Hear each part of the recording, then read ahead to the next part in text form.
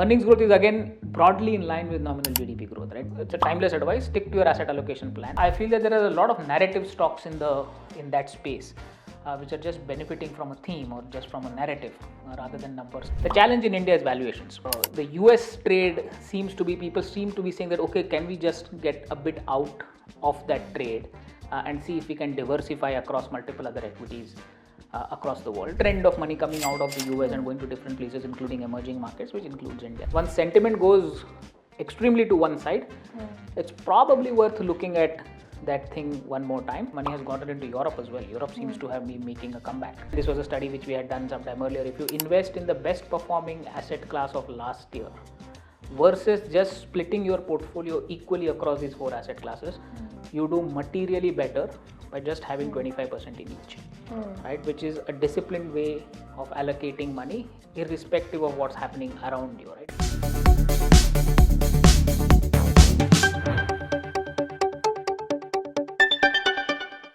Joining us today is Swanand Kelkar. He is the managing partner in Breakout Capital Advisors. With nearly 2 decades of experience in markets, he brings sharp insights about emerging markets particularly, and also a balanced and refreshing perspective on business and life. So let's dive right into it. Hi Swanand. Hi Dipti. Simply out of curiosity and to begin with, I want to understand how did you begin? Usually most professionals prefer to take sabbatical maybe earlier in career to understand their career path, etc. But you, on the other side, took a sabbatical later in the career, and so I wanted to understand what prompted you to take that decision. Also, what were your learnings throughout the journey? Interesting. So I think I've gotten this question quite a bit, but let me give you a bit of a context of what I did. So in February 2020, I took a 1-year sabbatical from my corporate job from February 2020 to February 2021. And the original idea was to do 12 different things, do one thing every month, something that I had always wanted to do. It included things like yoga, cricket, writing fiction, and stuff like that. But unfortunately, COVID happened, which is why I couldn't do all the 12 things that I wanted to do. So I ended up doing about 8 of them. But it was a terrific experience. And as you say, the global experience on this is that people generally take what is known as a gap year. That you finish your college, or maybe you finish your undergrad and you take a year, go around the world. But that concept is not really there in India. In India, you typically do one thing after the other. The moment you graduate, you start working. And that's what even happened to me, that I finished my education, I joined the buy side, and never found time to pursue any of my hobbies or the interests in a serious way. And as I turned 40, I realized that probably this is the time to seriously think about it. And it is sort of a now or never, because as time progresses, you get older, some of the physical pursuits become a bit more difficult. So 40 I thought was a nice point to do it, that you have a bit of a nest egg.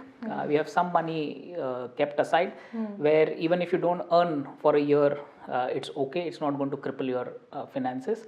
And at the same time, your body is still in a reasonable shape that you can do some of the physical pursuits. So in that sense, I thought 40 was an appealing point for me to do this. And I'm really glad that I did. Also, what did you learn throughout that journey? Multiple learnings, right? I mean, one of the first things that I learned was that no matter how passionate you are about something, when you are learning something new, especially in your later years, it's quite hard to start with, because you're totally out of your depth. You are very clumsy. You are learning from a teacher who seems very accomplished, who seems very effortless in what he or she is doing. So the initial part of any new thing that you are learning is always going to be very awkward, cumbersome, call it what you want, but you have to tide over those initial few days and weeks. That was the first learning. The second learning was always, eventually I decided that I'm going to think about only the next 24 hours as my focus period for execution. You can get lost if you think about years ahead or weeks ahead or months ahead. So I just said, I'm going to blank out all that. I'm just going to think about the next 24 hours. This is what I'm going to do. This is the plan. This is what I'm going to execute, and that's it. And whatever happens later, we'll see. And I think that's a very useful learning, because even marathoners will tell you, right? Nobody thinks about 42 kilometers. People just say, okay, I'm going to run for another 5 minutes, another kilometer. and the 42 kilometers happened. So I think that was something that got reinforced in the entire sabbatical journey, that it's one step at a time. There's a phrase called muling on. It's I think taken from how a mule climbs a mountain. It never looks at the cliff. It always looking down and taking one step after the other. And before you know, you are at the cliff. So that appealed to me. That was an idea that I could execute during the sabbatical. And also it gave me a sense of perspective. I feel that you come from financial markets, you feel that the world is about YOY and QOQ and Excel spreadsheets. It's not so. There is a lot outside it. It's very enjoyable. I think we just need to go out and look at it. How did Breakout Capital come into existence? How is it also different from the other investment firms? How did the founding happen? Sure. So we started Breakout Capital in 2022. So to give you a bit of a background about Breakout Capital, it's an emerging markets public equities fund which is long biased. So what do you mean by that? That we are predominantly high quality portfolio, but we do hedge the portfolio at different points in time, but we do not short things without owning some of the underlying. So that's what long biased means. We invest in emerging markets, which includes countries like India, and we are predominantly in public equities. So that's the nature of the fund. Bulk of my working career on the buy side has been with Morgan Stanley. I was there for 14 years. And the way it differs is that Morgan Stanley was again predominantly a relative return investment firm. In the sense, you're always benchmarked against an index. So if you're running an India dedicated fund, you are benchmarked against MSCI India. If you're running the emerging markets, you are benchmarked against the MSCI EM. What we are running at Breakout is what is an absolute return product. So we don't really look at the benchmark the way somebody at a relative return firm will look at. We just more care about the absolute dollar returns that our investments can produce. What's the essential investment thesis of Breakout Capital? So to put it in a line, what we are looking for is 35 to 40 best quality companies, businesses in emerging markets. Right? That's what we are seeking. But the process for doing that is that there are at least 4,000 companies across emerging markets which have a market cap of at least $1 billion. So what we are trying to do is get that 4,000 down to 40. And for that you need some sort of a process, right? You cannot just eliminate things on whim. So we have a fairly well laid out combination of top down and bottom up process which feeds into our investment philosophy. The top down process of selecting which countries to invest in is guided by what we call the 10 rules framework, where we rank different countries on macro parameters, and based on the rankings, the countries that we like get the bulk of our investment. And for stock selection, we look at quality, growth and valuation as the three metrics that we care about when we look at a particular stock. So based on these multiple, first screening for the country, then screening for a sector, and then screening for the stock, we try and whittle down that $4,000 billion companies down to 35, 40. Okay. Where does India stand in the country list? India has been for almost 3 years now. India has had the highest allocation in the portfolio all through those 3 years. So it's quite clear that we like India within the emerging markets basket. But we have kept the weight steady at about 20%. We didn't get enamored when the markets were doing this rally through to 2023-24. Neither did we say that, oh no, now it's time to go to China, which is what was happening towards the latter part of 2024. So we just kept it at about 20%. Again, best quality stocks, large cap predominantly, is what we invested in. Do you consider India as a relatively safe haven for equity investors though, especially now given the geopolitical tensions, etc., also with the possible slowdown in the US and the flight of capital from US to maybe other countries? Do you think India is relatively safe? Sure. So I think the geopolitical part, the tariffs, is probably a 1-month-old story. We always thought that India is an attractive place to invest even before that. That's been our view, and the reasons for that are quite simple. That India has a fairly deep and a diverse stock market. So of the 4,000 stocks that I mentioned with $1 billion market cap in emerging markets, almost 500 to 600 of them are in India. So a bulk of those, or a large portion of those, are found in India. and we find the stocks that we like, which have, let's say, 15% ROE, attractive growth, attractive valuations. Again, bulk of them are found in India.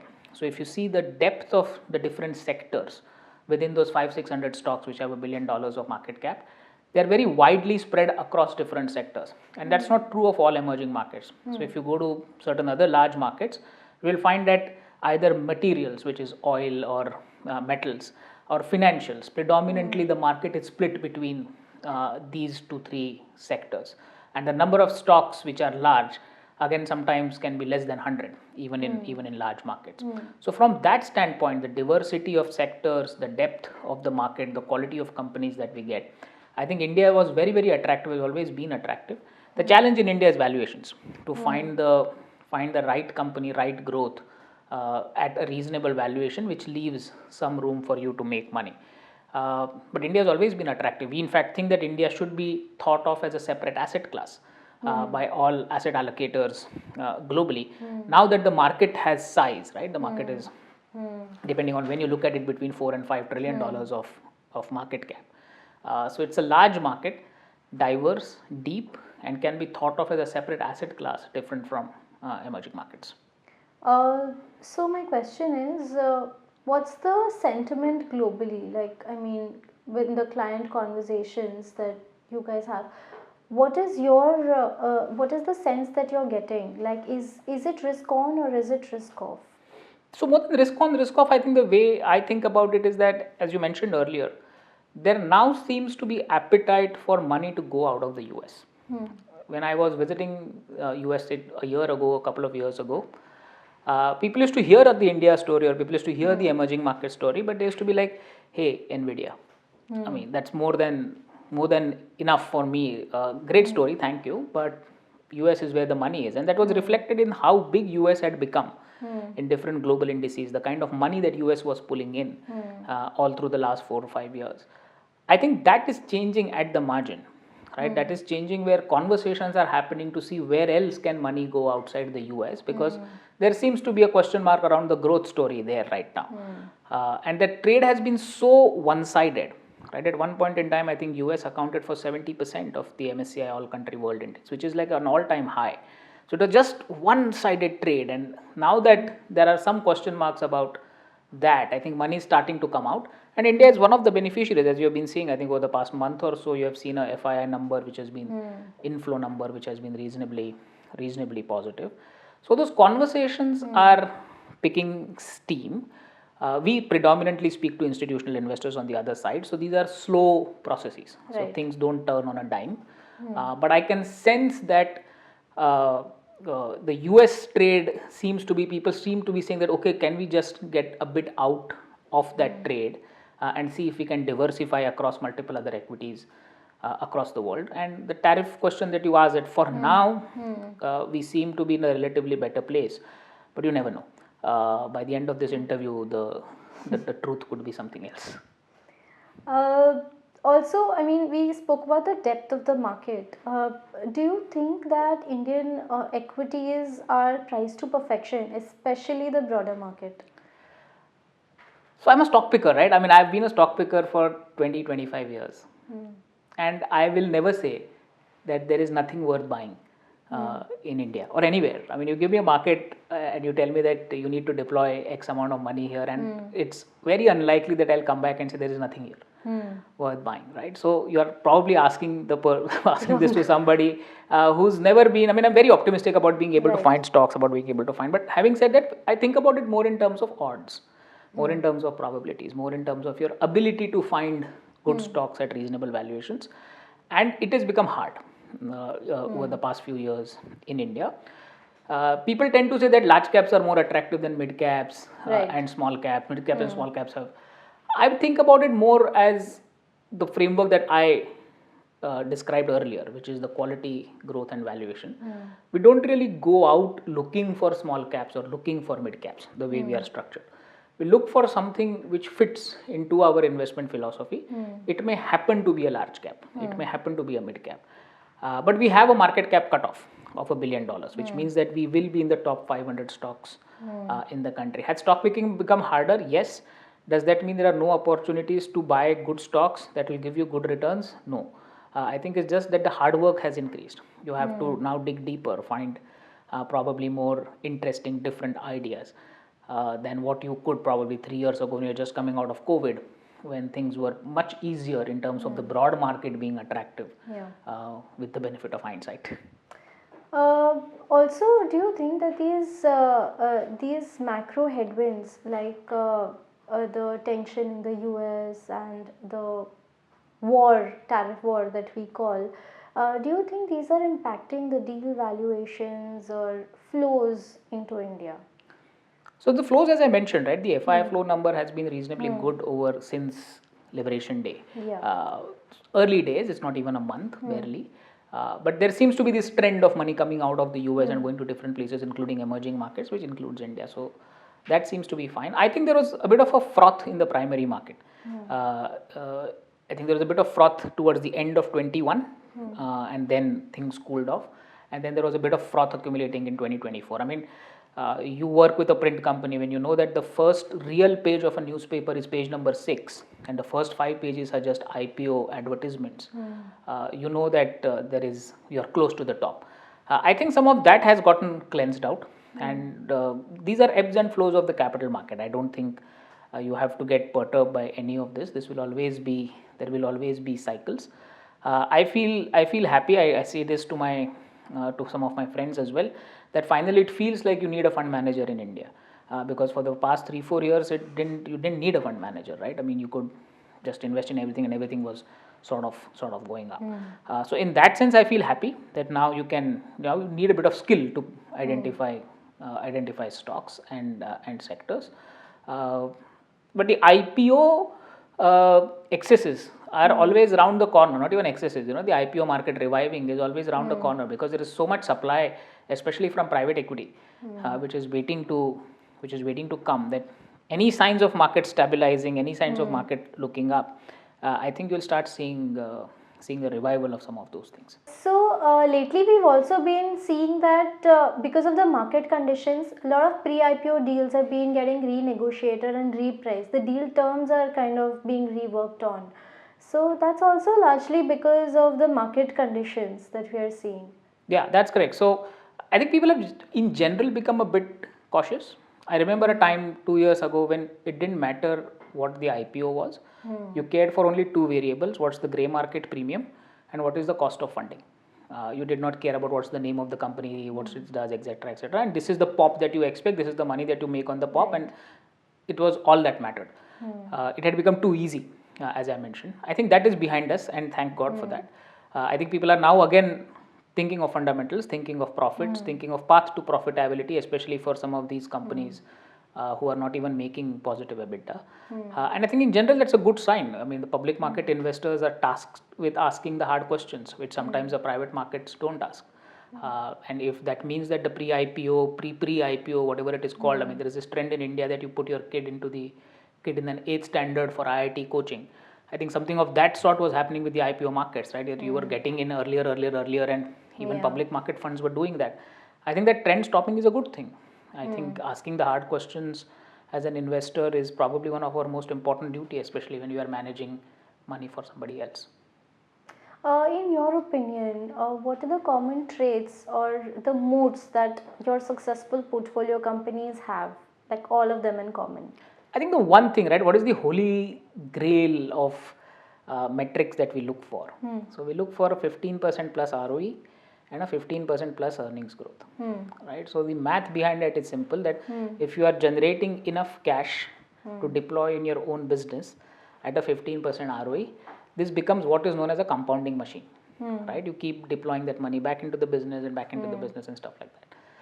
Now this is great in theory, but the key calls that you have to make when you're looking at such a company today is, one, is the ROE sustainable? Is the growth sustainable? And generally, especially in a place like India, such companies are priced to perfection. So as my friend used to say, 20% earnings growth, 20% ROE and 10 P is a stock that is only in your imagination, right? Such a stock doesn't exist. So I think that is the key challenge, where you have to, as it is said, that famous saying that you have to skate where the puck is going to be. not where the puck is. So what are the sectors, what are the companies which you think will grow or continuously grow at that valuation, at that rate, and then you have to ensure that you don't pay through the nose for those companies. I think that is in a nutshell what you need to find in India. It's hard. It's become even harder now, given the domestic flows and so many professional investors now seeking the same kind of companies. I am probably one of 1,000 people who are trying to do that. So it's naturally harder, but that's the fun of it. What would you call yourself? Like a value investor or a growth investor? We are GARP investors. I mean, we are growth at reasonable price sort of investors. The reasonable price is relative, right? What is 15 a reasonable price? Is 25 P a reasonable price? I think the answer to that, so that is the science part of it, right? What do you think is reasonable? But our experience is that if you generally get the growth part of the equation right, the markets reward you with a PE re-rating, right? So if you find a company which is growing 15 to 20% earnings, which means that if you follow the old rule of 72, something which is doubling in 4 to 5 years in terms of earnings, a market will re-rate such a company. So if you start at 2022 PE, you will end the 4-year period at maybe at 28-30 PE. So you will get your stock price return will be comprised of the earnings growth as well as the PE re-rating and some dividends if you get those. So we try and focus more on the ROE and the growth and ensure that we are not paying outrageous 80-90 PE. Right. So that's what I mean by GARP. Right. We try to kick the tires for growth.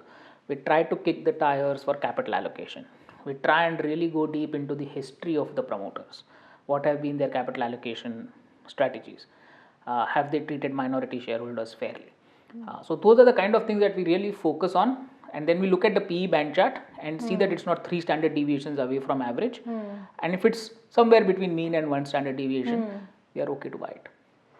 Do you think that ESG, stock selection has kind of gained more momentum lately as compared to maybe few years back? In fact, I would argue the other way, that I mean, if you just look at the ESG funds globally, the ESG ETFs, they seem to be losing assets. So ESG has probably taken a backseat over. I mean, this is probably from the last 6 to 12 months. But ESG was ascendant, as you say, from let's say middle of the last decade till about a couple of years ago. We care about ESG as a process, but it is not our starting point. We care a lot about governance of the companies that we invest in. As I said, to ensure that they have fair practices, they treat all stakeholders fairly, they do not jib the minority shareholders. I think that part is very, very critical in our entire process. The macro process that we have has again a study of inequality. Where is the billionaire wealth in the country coming from?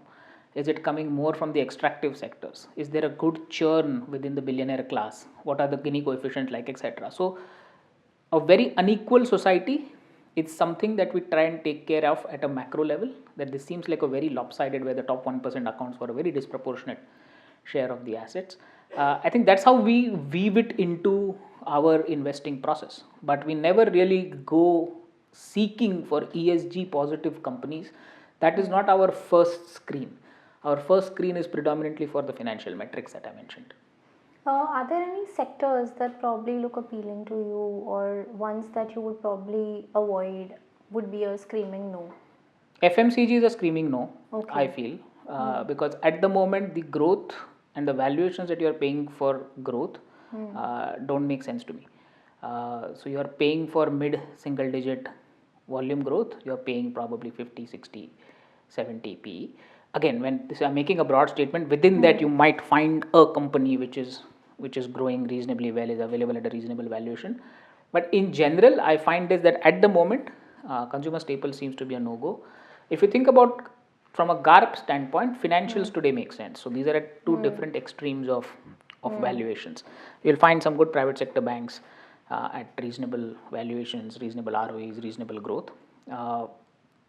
IT would be contrarian today. Everybody seems to be writing obituaries that AI is here, machines are going to write codes. What do we need humans for? Codes will be written overnight. I think once, as I said, what I talked about for the US as well, once sentiment goes extremely to one side, it's probably worth looking at that thing one more time. And the IT companies in India check all the other boxes in terms of ROEs, cash flows, dividends, the returns that they generate on the capital employed, etc. So I think if you get a bit more constructive on growth there, which we are not today, I'm not saying that I'm constructive on growth. Everybody, I mean, Infosys has given a 0 to 3% guidance for FY26, and people say that it is aggressive. So I think it's still time, but this is something that I would really watch. It's a large sector, good quality companies. I think if you get a good grip on growth, there's money to be made.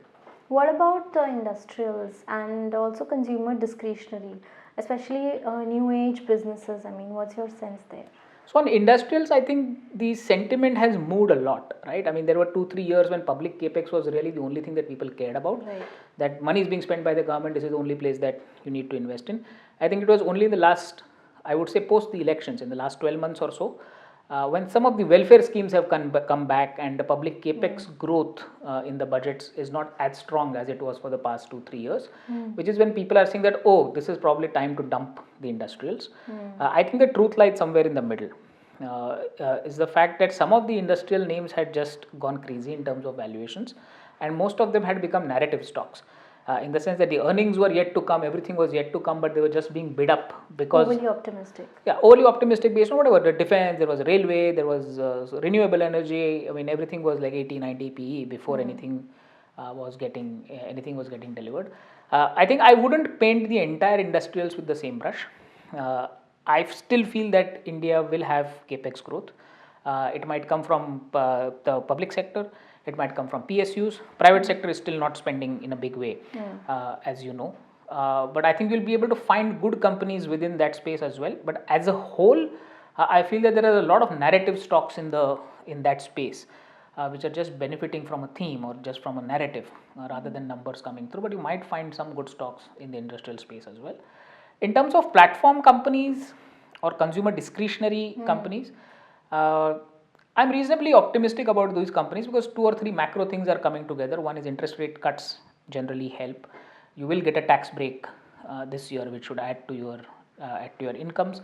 There is a pay commission coming, etc., etc. So some of those things are supportive, but at the same time, you have to be very careful about what category of consumer discretionary are you getting into, because even there, some of the companies are growing. Autos, for instance, barely growing mid-single digit.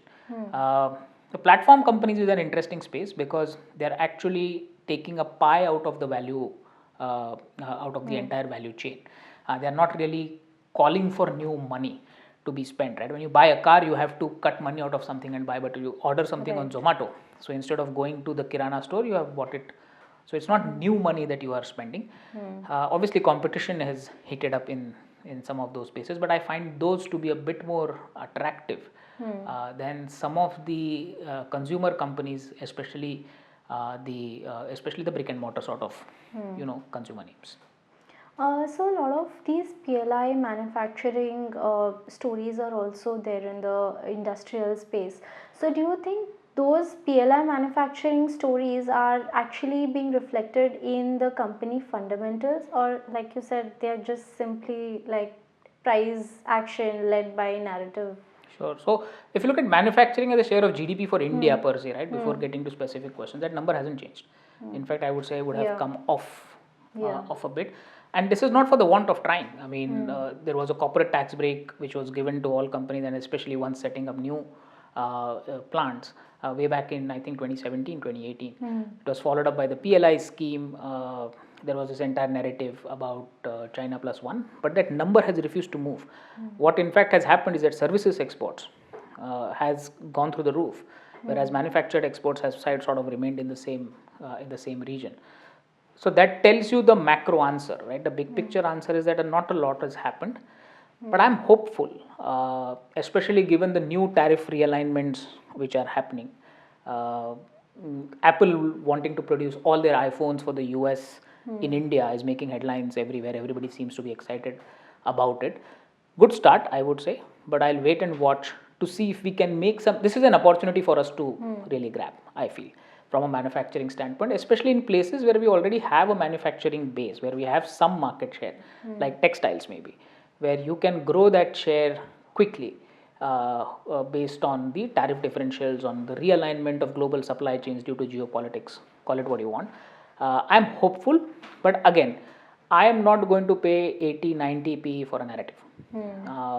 I might miss out something, which is fine, but if you generally look at the probability score of these things, it is good to avoid those kind of narrative theme stocks in general. And I think all through our investing career, my investing career at least, that's been my I'm happy to miss out the first 20-25%, but if you show me evidence of something changing, I'm happy to buy something at 125 and not be there at 100. Looking at the current rally in the market, do you think it's being backed by earnings, or do you think we are kind of depending too much on liquidity and sentiment? It's a mix of both, I would say. So if you look at the consensus estimates for FY26 for Nifty earnings, they'll be somewhere between 12, 13 odd percent. What has changed is the flows has changed over the past month or so, and second, there's a narrative building that this is India being a safe haven, India being a beneficiary of all these realignments. That narrative is slowly building across multiple things, but at the same time, growth is slowing down. Right? I mean, the tariffs will hurt the overall GDP growth. So if you are thinking of, let's say, 6.5% 2-3 months ago, tariffs will show off whatever 50 basis points or whatever that number is. Earnings growth is again broadly in line with nominal GDP growth. Right? Remember that from FY21 till 24, you had probably a 18-20% type of an earnings growth. That number is coming down. It's going to be more at 12-13% sort of a number. So the recent rally, the last whatever 4-5 weeks, I think is a combination of both those things, where people are saying that okay, FY25 was a slow year for multiple things. Monetary policy was tight, elections, spending didn't happen. Let's forget that. But I think we are back to this 12-13% sort of an earnings growth for the next 2 years. And India seems to be a relatively safe place within what is happening globally, which is why money has started to come in as well. So it's a combination of both those things. So we've seen that cash levels in the mutual fund industry has been at a multi-year high in the recent months. Keeping that in mind, how do you balance between investing and maintaining a capital discipline? So if you ask me personally, I have never taken a cash call. So cash that we have in the portfolio is a function of something that we have sold and probably not bought something that we want to buy or whatever. So I have never said that okay, let's take cash from 3% to 6% because I am feeling bearish about the markets. The reason for that is we predominantly deal with institutional investors who are sophisticated asset allocators, and we trust that they will take that call. That if they want to increase cash in their overall portfolios, they will redeem from some of the assets that they own and increase cash. That is not what they expect me to do. If I have been given money to manage, my job is to put that money into emerging markets or to put that money into India, depending on whatever mandate I have been given, and that's what I will do. There are different schools of thoughts on this. There are people who take cash call, go to 20%, 25%. I think both have their justifications, but this is how we have operated given the clientele that we have had. So we have never really taken a cash call, but a cash call can also be a function of I'm not finding enough opportunities to buy, right? And there are a lot of things which have hit my sell number, which have become overvalued, and the fund manager is probably telling you that I'm not finding enough opportunities to deploy that cash, and which is why my cash levels are high, not necessarily because I'm thinking that there is some crisis lurking. So that's another way of interpreting the high cash levels. Which sectors in India's listed space do you think are overowned by institutions at this point in time? I would say as the same sector that I mentioned, right? There is this FMCG? Industrials, I would think, where there is a huge narrative that multiple things were always everything was going to grow 25-30% in terms of earnings growth. I think there is ownership there. So I think FMCG is not over-owned, I would think, but I would still think that the valuations are still disconnected from the growth reality. I think financials is something where I'm now seeing a bit of, especially the foreign ownership increasing, because as I said, that seems to be a place which is still one of the few GARP places left in India. One more question on which are the other countries that would compete with India in terms of getting more foreign money? I think emerging markets as a whole has started receiving money, right? Money has gotten into Europe as well. Europe seems to have been making a comeback. The German market was at an all-time high, if I saw that correctly. So I think ex-US is the trade which is happening, right? Money getting out of US into different parts of the world, including China, including Europe. China, despite whatever 150% tariff that they have, and large parts of emerging markets. So I think that's the general direction of the tide. Money, especially equity money, coming out of the US. The interesting shift that I'm watching, there are not enough signs of it happening today, is does money move out of private markets into public markets? Because the last few years, the privates have benefited a lot in terms of, a lot of flow going towards the private and the alternatives sort of space. I'm very curious to watch what happens there now, especially if bulk of the private holdings are focused in the US and the growth there seems to be slowing. Yeah. So what would be your advice to investors at this point in time, especially like when we feel that there could be some froth in the market because we are not as impacted as the other emerging markets are, even when we see US going down. So what would your advice be to the investors? I would say the same advice. It's a timeless advice. Stick to your asset allocation plan. I think don't get swayed by this news and that news. What happens is people generally tend to reorient their portfolios to what is the flavor of the season. Right. And that's typically not the right thing to do. So in India, you tend to invest in 4 asset classes, right? Broadly speaking, which is equity, fixed income, real estate, and gold. And if you invest, and this was a study which we had done sometime earlier, if you invest in the best performing asset class of last year versus just splitting your portfolio equally across these 4 asset classes, you do materially better by just having 25% in each, right? Which is a disciplined way of allocating money irrespective of what's happening around you, right? There is always these drum beats of, gold is going to go to 5,000 or whatever, and you allocate everything, but that's typically tends to happen towards the top of the cycle. I think for an investor who's a retail investor who does not do this full time, I think the best way is to stick to your asset allocation plan and not try and move it too much based on what's happening which is the flavor of the month. So, I mean, I think you've already answered that question, but if you were given 10 lakhs, so I mean, what would your ideal asset allocation be? But not just among asset classes, but also within equity. Sure. So I think I would put some in gold, more as a hedge rather than expecting a lot from absolute return standpoint. Let's put 10% into gold. I typically am at a personal level, I'm a bit risk averse in the sense that I want some money in fixed income, and in fixed income I never take credit risk. So whenever I buy fixed income personally, I buy Government of India. I am happy to take interest rate risks, but I'm not taking any sort of a credit risk. So that would be another maybe 10 to 15%. That leaves us with 75 to 80%. I think a part that a lot of people are maybe underinvested is in international equities. It's not really been something that has been, I mean, the Indian markets themselves have been doing so well, and why go elsewhere? That's the kind of feedback I used to get in the US a couple of years ago. Right. We are doing so well, why go elsewhere? But I think it might be time to look at international equity investing as well. I mean, I do it for a living. I do it, that's my day job, so I know what to do, where to invest in. But emerging markets might be a good place. So the way I would put that money today, let's say for argument's sake that I put 80 into equities, 10 into fixed income, 10 into gold. That 80 I would split maybe 15 to Indian equities and 30 into international. And that international will primarily be ex-US. Okay.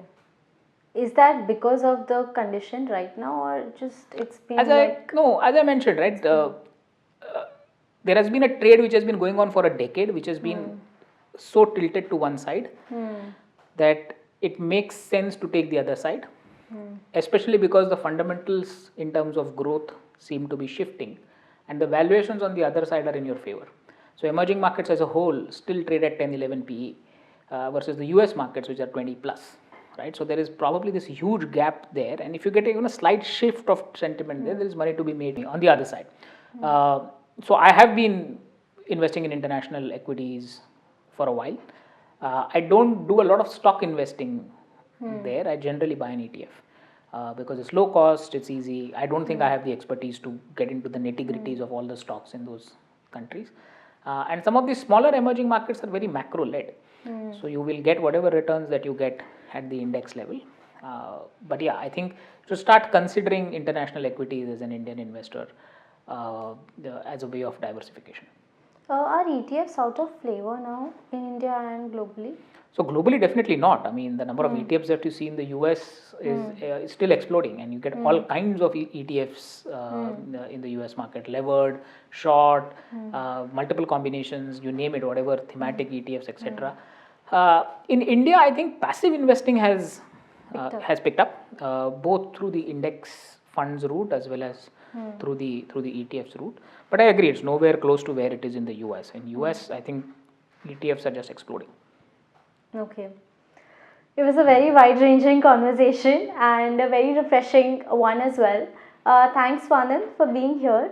It's not every day that you get to meet someone who knows how to stretch a position on the mat as well as in the markets. And oh, excellent.